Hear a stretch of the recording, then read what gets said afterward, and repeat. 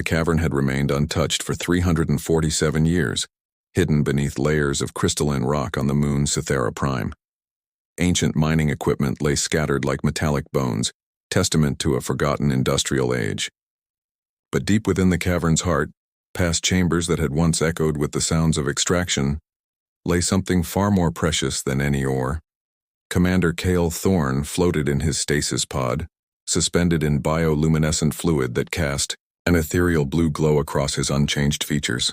His dark hair moved gently in the preserving medium, and his face held the peaceful expression of deep sleep.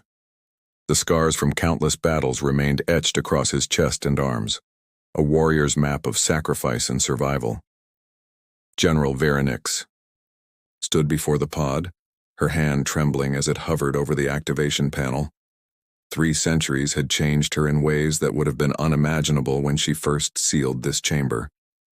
Her once violet skin had deepened to an almost indigo hue, marked with silver lines that spoke of advanced age among her people. Her 4 arms, each ending in elegant 6-fingered hands, bore the calluses and scars of endless warfare. Most striking were her eyes, no longer the bright amber of youth but a deep golden bronze that seemed to hold the weight of all the years between.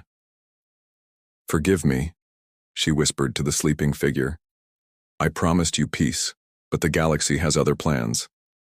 Her finger pressed the sequence she had memorized centuries ago. The chamber hummed to life, ancient machinery awakening with reluctant groans and clicks. The biofluid began to drain, and monitoring systems flickered on, displaying vital signs that had remained steady for over 300 years. Cale's eyes fluttered open, brilliant green irises that had seen the birth and death of empires. He gasped, his body convulsing as it remembered how to breathe air instead of fluid. Vera caught him as he stumbled from the pod, his legs unsteady after centuries of disuse. "Easy," she murmured, supporting his weight with 2 of her arms while the others worked to wrap him in thermal blankets. "Your body remembers, but it needs time." Kyle looked up at her, confusion clouding his features. For a moment recognition flickered, then certainty. "Vera." His voice was hoarse, unused. "But you're different." She helped him to a chair she had brought from her ship, then knelt before him, taking his hands in hers. The touch was electric, familiar, yet strange after so much time. "Time changes everything, my love, even us."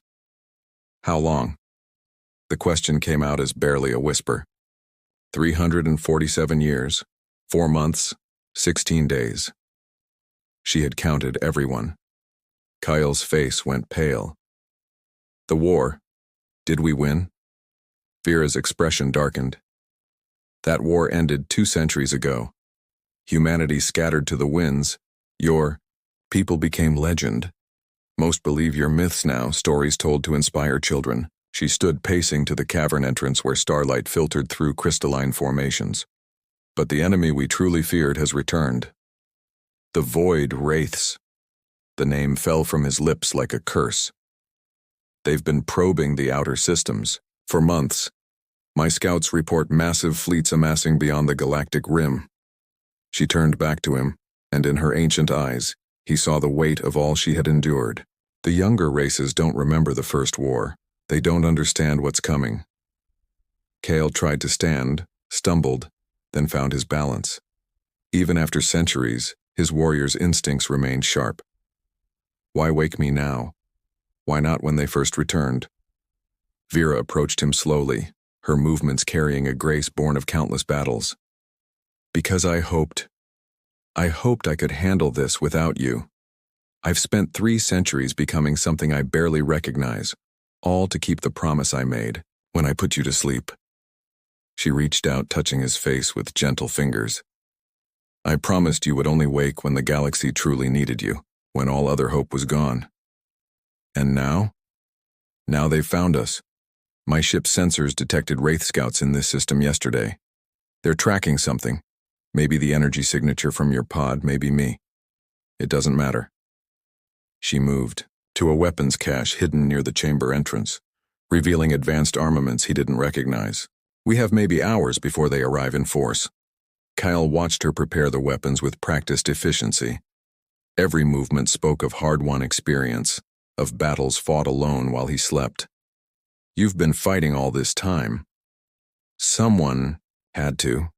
Someone had to remember what they were capable of, had to keep watch. She turned to him, and for a moment he saw past the centuries of hardship to the woman he had loved. I kept my promise, Kale. I waited. I prepared. I became what I needed to become. And what's that? Her smile was sad and fierce in equal measure.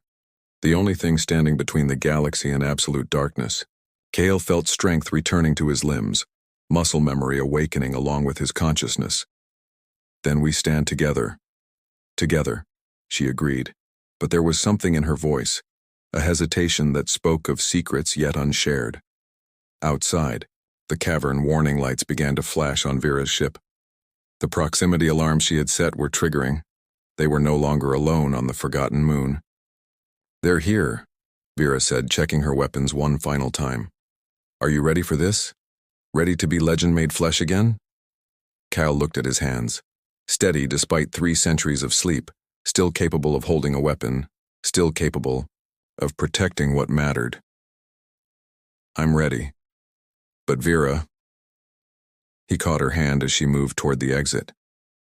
I need you to know, whatever you've become, whatever you've had to do to survive all this time, you're still the woman I chose to love. That hasn't changed. For the first time in decades, tears formed in her ancient eyes. I hope you still feel that way when you learn what I've done to keep that promise. The sound of approaching ships echoed through the cavern. Their reunion would have to wait. The last battle was about to begin. The ship's corridors hummed with barely contained energy as they raced through hyperspace, Void Wraith scouts giving pursuit across 3 star systems. Kyle sat in the co-pilot's seat, his hands moving over controls that were both familiar and alien. Technology had evolved during his long sleep, but the fundamentals remained. Tell me about the years between, he said, watching Vera's 4 hands dance across the navigation console with practiced precision. Tell me about the woman who waited for me. Vera's expression grew distant. After we put you under, the war continued for another 53 years. I led the resistance while the major powers fell one by one. The Terran Federation crumbled. Your colonies scattered to the winds. She adjusted their heading, evading another sensor sweep. I watched civilizations rise from your ashes, watched them forget the sacrifices your people made. Kyle reached across the space between their seats, taking one of her hands in his. Her skin was cooler than he remembered, but the electric connection remained. You stayed to remember us. I stayed to remember you. She interlaced her fingers with his. But the galaxy wouldn't let me simply wait. The hegemony of 6 tried to expand into human space 70 years after your war ended. I stopped them. The crystalline horde attempted to harvest dead human worlds for resources. I stopped them too. Alone? Not entirely. I gathered those who remembered. A few long-lived species, some artificial intelligences your people created, the occasional human descendant who carried the old stories. She pulled up a holographic display showing battle formations. We called ourselves the Vigil, guardians of memory and promise. Kale studied the tactical displays, recognizing battle strategies that could only have been learned through centuries of constant warfare. Show me. Vera hesitated, then activated a memory core. Images filled the cabin. Battles across dozens of worlds, Vera leading desperate charges against impossible odds, negotiating treaties with species he'd never seen, standing alone on barren battlefields where her enemies lay defeated. In one image, she stood atop a crystalline spire, her armor scorched and broken, holding a weapon that pulsed with dark energy. Her eyes in that moment were cold, merciless. The eyes of someone who had sacrificed pieces of her soul for the greater good. What is that weapon? Kyle asked, pointing to the dark energy blade. Something I learned to wield when conventional weapons weren't enough. She closed the display. The Void Wraiths aren't the only things that feed on darkness, Kale. Sometimes you have to become a monster to fight monsters. The ship shuddered as they dropped out of hyperspace near a nebula that glowed with ethereal blues and purples. Vera guided them into the stellar nursery's concealment, the swirling gases hiding their heat signature. "This was our place," she said softly, looking out at the newborn stars. "Do you remember? The nebula where we first made love," Cale finished. The memory hit him like a physical blow. Vera, as she had been centuries ago, younger, full of hope despite the war raging around them. They had stolen 3 days together in this place, believing they might be their last. "I came here sometimes," she admitted, "when the loneliness became too much. When I questioned whether you would have wanted me to become what I was becoming." Kyle unbuckled his restraints and moved to her chair, kneeling beside it. "What did you become?" She looked down at him, and in her ancient eyes he saw decades of pain carefully controlled. "I became someone who could wait 3 centuries and still remember how to love you." He reached up, cupping her face in his hands. Her skin was marked with silver lines that spoke of her species' advanced age, but to him, she was still beautiful. "Then you became exactly who I needed you to become." Their lips met in a kiss that bridged centuries, desperate, hungry, full of all the years they had lost. Her extra arms wrapped around him, pulling him close, and for a moment, the war, the pursuit, the darkness threatening the galaxy all faded away. When they finally parted, Cale saw tears on her cheeks. "I was so afraid," she whispered. "Afraid that when you woke you would see what I had become and turn away." "Never," he said firmly, "but I need to understand. The weapon, the battles you fought alone, show me everything. If we're going to face the Wraiths together, I need to know who my partner has become." Vera nodded, activating the ship's full memory banks. The cabin filled with 3 centuries of history, battles, negotiations, moments of triumph and crushing defeats. Through it all, Cale saw the thread of her devotion, the way she had shaped herself into exactly what the galaxy needed, while never forgetting the promise she had made. "The Void Wraiths feed on despair," she explained, as they reviewed tactical data. "They corrupt entire species, turning them into extensions of their will. The weapon I carry, it was forged from the heart of a dead star, infused with the opposite of their power. It burns them, but it burns the wielder too." Kyle saw, the truth in her eyes, the cost of wielding such power. "It's killing you." Slowly. "I have maybe 50 years left, perhaps less if I use it frequently." She smiled sadly. "Just enough time to see this finished." "Then we finish it together," he said, taking her hands in his. "But first..." Alarms suddenly blared throughout the ship. The Void Wraiths had found them, their dark ships emerging from hyperspace like nightmares made manifest. Their pursuit was over. "So much for our reunion," Vera said, moving to the weapons console. "Ready for your first battle in 3 centuries? Kyle strapped himself into the gunner's seat, his hands finding the controls with muscle memory that transcended time. "With you? I've been ready since I opened my eyes." Outside, the darkness gathered, but inside their ship, 2 hearts beat as one across the centuries that had tried to separate them. The stolen hegemony corvette Shadowhawk cut through space like a blade, its modified engines leaving minimal hyperspace signatures. Kyle sat in the engineering section, learning systems that had been theoretical when he went into stasis, while Vera piloted them through a maze of asteroid fields and dead systems. "The ship's previous owners won't be missed," Vera said through the comm system. "They were smuggling weapons to Wraith collaborators." Kyle looked up from the tactical display. He was studying. "Collaborators? Species are willingly joining them? Fear makes people do terrible things. The Wraiths offered the Khazrian Empire protection from their enemies in exchange for tribute worlds. Within a decade, the Khazrians had become Wraith puppet states." Vera's voice carried centuries of bitter experience. "It's always easier to kneel than to fight." 3 days of running battles had taught Cale much about how warfare had evolved.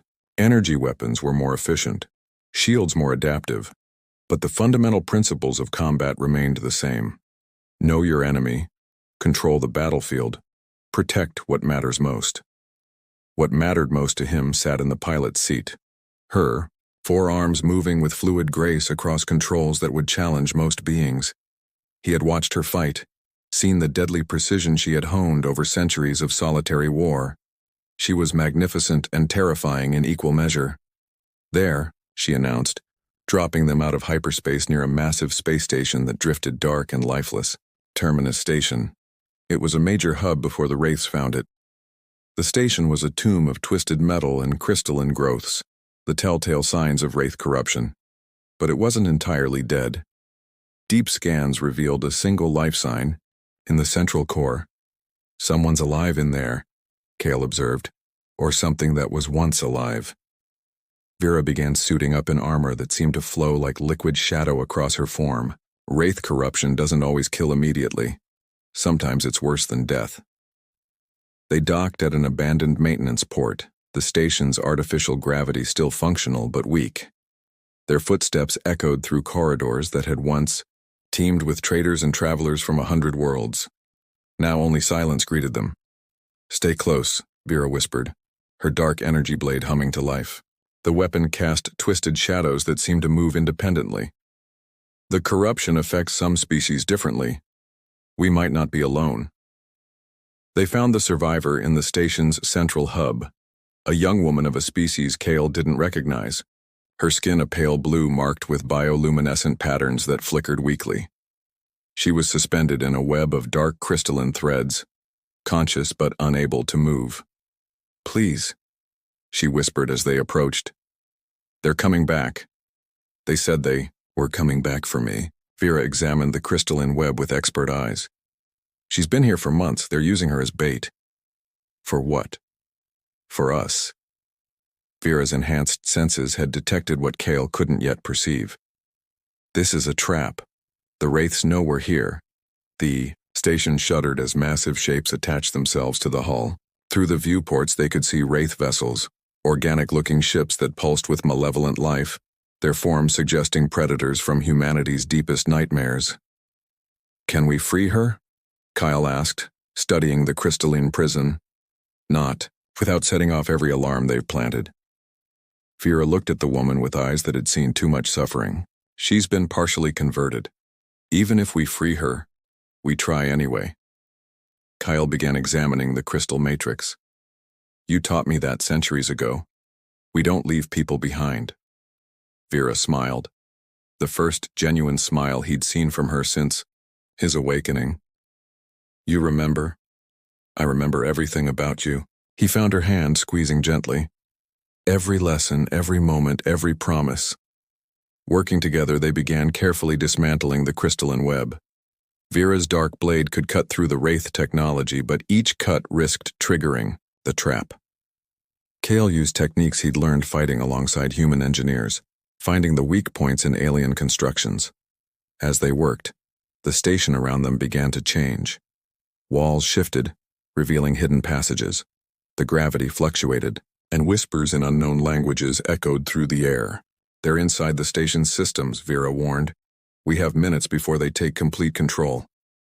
The woman's eyes focused on them with effort. "My name is Zira. I was a cultural attaché. Please, don't let them take me back to their ship." "We won't," Kale promised, even as Vera gave him a look that suggested they might not have a choice. The last crystal thread snapped, and Zira collapsed into Kale's arms. Her skin was cold, and the bioluminescent patterns were fading. Whatever the Wraiths had done to her was irreversible. "Thank you," she whispered. Then, with her last breath, "The coordinates, in my memory core. The true nest." She died as the station erupted around them. Wraith creatures poured from hidden passages, beings that had once been sapient but were now extensions of the collective will. Their forms were a horrific fusion of their original species and Wraith biotechnology. Vera's blade sang as she carved through them, each strike burning away corruption, but also taking a toll on her. Kale found a weapon among the station's abandoned security equipment. a rifle that fired concentrated energy bursts. Together, they fought their way back to their ship. The memory core. Vera gasped as they sealed the airlock behind them. Did you get it? Kale held up a small device he'd extracted from Zira's neural implant. Whatever she died to tell us, it's in here. They launched from the station just as it exploded in a cascade of dark energy. The Wraith ships pursued them, but the Shadowhawk's modified engines gave them just enough advantage to escape into hyperspace. Later, in the relative safety of hyperspace travel, they sat together in the ship's small cabin, analyzing Zira's final gift. The coordinates led to a system beyond the galactic rim, a place where stars were born and died in accelerated cycles. The true nest, Vera murmured. Not just a base or a fleet, their source. Kale looked at her, seeing the weight of decision in her eyes. We're going there, aren't we? We have to. But Kale? She turned to face him fully. If we do this, there's no going back. The coordinates point to a place where the barriers between dimensions are thin, where the Wraiths first crossed into our reality. Then we end it where it began. That night, as they lay together in the narrow bunk, Vera traced the scars on his chest with gentle fingers. I've dreamed of this, she admitted, holding you again, feeling your heart beat against mine. Just this? He asked, pulling her closer. She smiled in the darkness. Among other things. Their lovemaking was desperate and tender, a reconnection across centuries of separation. Every touch was a promise, every kiss a declaration that neither time nor space nor the darkness between stars could diminish what they shared. Afterward, as Vera slept in his arms, Kyle stared out at the hyperspace tunnel surrounding their ship. Somewhere ahead lay the source of everything they had fought against. But for the first time since awakening, he felt truly ready for what was to come. He had his partner back, he had his purpose, and he had a promise to keep. The system beyond the galactic rim defied comprehension. Stars were born and died in moments, their compressed life cycles feeding something vast and hungry that lurked in the cosmic darkness. Space itself seemed wrong here, twisted into geometries that hurt to perceive directly. The dimensional barriers are paper-thin, Vera explained as they approached in a ship they'd stolen from Wraith collaborators, a vessel designed to survive in this hellish realm. Reality becomes negotiable. Kale watched through filtered viewports as entire solar systems collapsed into themselves, their mass feeding the growth of something that wasn't quite a star and wasn't quite alive. How long have they been doing this? Millions of years, perhaps. Longer. The Wraiths aren't from our dimension, they're refugees in a sense. Their reality died, consumed by the same hunger that drives them now. Vera's hands moved across unfamiliar controls, navigating by instruments that registered forces human science had never named. They're trying to recreate what they lost by devouring what we have. The ship shuddered as they passed through a field of crystalline debris, the remains of worlds that had been processed into something else entirely. Among the fragments, Kale could see structures that might once have been cities, geometric patterns that suggested a civilization beyond imagining. Their original forms, Vera noted, following his gaze, before the hunger changed them. At the system's heart lay the true nest, a structure so vast it dwarfed most moons, its surface a writhing mass of organic technology and crystalline constructs. Ships moved around it in patterns that suggested both purpose and chaos, while energy, streams flowed from captured stars into apertures that pulsed like breathing. There, Vera pointed to a section where the structure's defenses seemed lighter. Intelligence suggests that's where they keep their command nucleus. If we can reach it, we can what? Destroy it? Kale studied the tactical display, counting. Weapon emplacements that numbered in the thousands. Even if we had a fleet, this would be suicide. Not destroy, transform. Vera activated a secure compartment, revealing a device that seemed to absorb light around it. This contains samples from your homeworld, soil, water, genetic material from Earth before the wars. If we can introduce it to their command matrix, Kyle understood. We give them what they're looking for.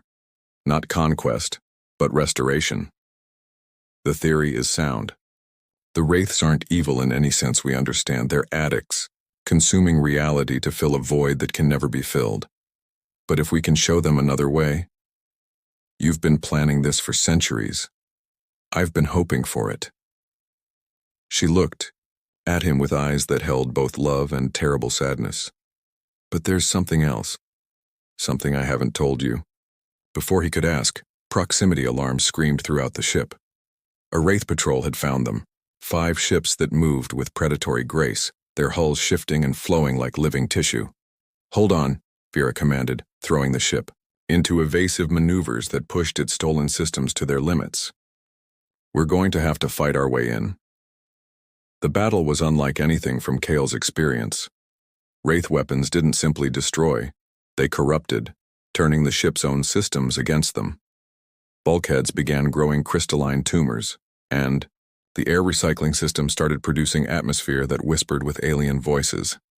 The corruption spreads faster in this space, Vera warned, drawing her dark blade to cut away infected sections of the ship. We have maybe minutes before the ship becomes more theirs than ours. Kale fought the controls as they dove toward the true nest, using the ship's death throes to mask their approach. They crashed through defensive barriers that rewrote local physics, plunging into the structure's organic depths. The ship came to rest in a chamber that pulsed with bioluminescent patterns, its walls breathing with a rhythm that suggested vast intelligence. As they emerged from the wreckage, Kale saw that they were not alone. Thousands of beings hung in crystalline cocoons throughout the chamber, representatives of species from across the galaxy, all in various stages of conversion. But unlike the mindless drones he'd fought before, these retained some semblance of their original consciousness. The command nucleus, one of them spoke, her voice carrying harmonics that suggested multiple beings speaking in unison. They keep us here to think for them, to process the complexity of conquest. Vera approached the nearest cocoon, recognizing the being within. Admiral Takara of the 7th Fleet, you disappeared during the Rigel campaign. 2 centuries ago, Takara confirmed. I've been here, thinking, planning, helping them understand how to break us more efficiently. But also, her eyes focused on Vera with effort, also hiding things, planting seeds of doubt. Some of us remember what we were. Kale began examining the chamber's central structure, a massive organic computer that pulsed with dark energy. This is it, their command center. And their prison, Vera added. She looked at the device she carried, then at Kale. There's something you need to know. The transformation I mentioned, it's not just about giving them samples from Earth. It requires a living conduit, someone to bridge the gap between their hunger and our hope. Understanding dawned in Kale's eyes. You. The dark weapon I carry, it's not just for fighting Wraiths. It's made from the same energy that powers their conversion process, but reversed. I can use it to transform their command matrix, but it will kill you. Not kill. Transform. I'll become part of their collective consciousness but retain my individuality. I can guide them toward restoration instead of consumption. She touched his face gently. It's the only way, Kyle. The galaxy can't survive another war like this. Around them, the converted beings watched with expressions of hope and horror. They understood the sacrifice being contemplated. There has to be another way, Kale insisted. After waiting 3 centuries, after everything we've been through. This is why I waited, Vera interrupted. Not just to wake you for battle, but to have you here when I make this choice. To know that someone who loves me understands why it's necessary. The chamber shuddered as Wraith security forces approached their location. They had minutes, perhaps less. The coordinates I gave you, she continued, pressing a data chip into his hand. They lead to a human colony ship that's been hiding in deep space. The last pure human settlement. When this is over, find them. Tell them their legends were real. Tell them their champion kept his promise. Vera. She silenced him with a kiss that contained all their love, all their loss, all their hope for what the galaxy might become. I love you, Kale Thorne. I always have. I always will. Before he could stop her, she plunged her dark blade into the command matrix. The chamber erupted in light as centuries of corruption began to reverse itself, and Vera's consciousness flowed into the vast network that connected every wraith across space and time. The last thing Kale saw before the transformation consumed everything was her smile, peaceful, loving, and absolutely certain that this was the right choice. The true nest screamed, not with sound, but with something deeper, a psychic wail that echoed across dimensions as millions of wraith minds experienced something they had forgotten: choice. Throughout the vast structure, crystalline cocoons began cracking open as converted beings remembered who they had been before the hunger claimed them. Kale found himself at the center of the transformation, Vera's consciousness flowing around him like a warm embrace, even as her physical form dissolved into streams of energy that rewrote the command matrix. He could feel her thoughts, her love, her determination to see this through to the end. "I'm still here," her voice whispered in his mind. "Different, but still me. Still yours." Around them, the chamber convulsed as the Wraith Collective experienced something unprecedented: doubt about their purpose. The organic walls began shifting, their dark, crystalline surfaces becoming transparent, then taking on the warm hues of living worlds. Admiral Takara pulled herself free from her cocoon, her form partially converted but her mind suddenly clear. "What's happening? I can think again. I can remember who I was." "Vera's giving them a choice," Kale explained, watching, as the command matrix transformed from a tool of consumption into something that pulsed with the rhythm of growth rather than hunger. "She's showing them what they lost and what they could become." Throughout the True Nest, similar scenes played out as beings thought lost forever began to remember themselves. But the transformation wasn't proceeding unopposed. Deep in the eye, structure's core, the oldest wraiths, those who had become so consumed by hunger that they had forgotten their original forms entirely, fought against the change. The chamber shook as these ancient beings marshaled their remaining forces. Through the walls, Kale could see wraith ships turning on each other as the collective fractured between those embracing transformation and those clinging to the familiar darkness of consumption. "The old ones won't accept change," Vera's voice echoed in his thoughts. "They've been hungry for so long they've forgotten they were ever anything else. They'd rather destroy everything than risk losing their purpose." "Then we stop them," Kale said aloud, surprising Takara and the other freed beings who couldn't hear Vera's mental voice. "How?" Takara asked. "Even weakened, they have ships, weapons, entire systems under their control." Kale looked at the transformed command matrix, seeing how Vera's consciousness had begun spreading through the network like light through fiber optic cables. Where her influence reached, the Wraith Collective experienced memories of what they had been before the hunger, a civilization of builders, philosophers, artists who had created wonders beyond imagination. But where the old ones maintained control, the network pulsed with the familiar rhythm of consumption and conquest. "We give them something to protect instead of something to consume," Kale realized. He activated the device Vera had prepared, the samples from Earth, genetic patterns and ecosystem blueprints that represented life at its most diverse and resilient. As the device interfaced with the command matrix, something extraordinary happened. The True Nest began to bloom. Corridors that had been sterile and threatening suddenly sprouted with plant life from 1,000 worlds. Water began flowing in channels that carved themselves through the structure's organic walls. The processed fragments of dead civilizations began reassembling themselves not as they had been, but as they could be. Better, stronger, more beautiful. "They remember now," Vera whispered to him. "They remember what it was like to create instead of consume. But the old ones..." The structure shuddered as ancient wraith dreadnoughts turned their weapons on the True Nest itself. Rather than accept transformation, they would destroy everything, their own kind, the converted beings, the hope of restoration. Kale felt Vera's consciousness wrap around him like armor as she prepared for one final effort. "I need you to trust me," she said. "Trust us, all of us who choose hope over hunger." Throughout the blooming chambers of the True Nest, converted beings began linking their minds to Vera's network.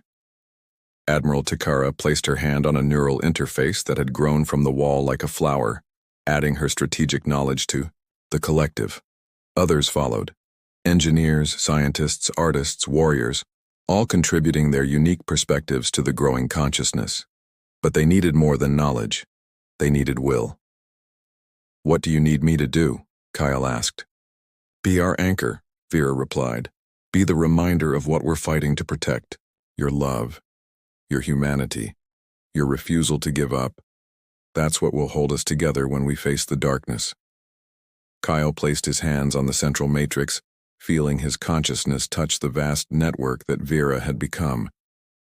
Suddenly, he was connected to thousands of minds across the true nest, all the beings who had chosen transformation over consumption, growth over destruction. Through their combined will, they reached out to the Wraith ships attacking them, not with weapons but with the same gift Vera had given the command matrix: choice. "Remember," their collective voice whispered across space. "Remember what you were before the hunger. Remember beauty. Remember love. Remember hope." Some ships immediately ceased firing, their crews experiencing the same awakening that had transformed the true nest. But the ancient dreadnoughts continued their assault, their commanders too far gone to accept any reality but endless consumption. That's when the galaxy answered. Ships began emerging from hyperspace around the true nest, not just human vessels but craft from dozens of species that had thought themselves extinct or forgotten. The survivors Vera had gathered over 3 centuries, the descendants of civilizations that had hidden rather than submit, the artificial intelligences that had kept human culture alive in digital form. They had followed the psychic beacon of the transformation, drawn by the promise that this time, the darkness could be defeated not through superior firepower, but through the simple act of remembering what was worth protecting. The battle that followed was unlike any in galactic history. Ships fought not just with energy weapons and missiles but with competing visions of reality itself. Where the old wraiths struck, space became hungry darkness that consumed everything it touched. Where the transformed forces responded, that same space bloomed with the possibilities of worlds that could be born, civilizations that could flourish, love that could transcend time and species. Kale felt it all through his connection to Vera's network. Every loss, every victory, every moment when a Wraith crew chose transformation over destruction. The battle was being won not through conquest, but through conversion. "It's working."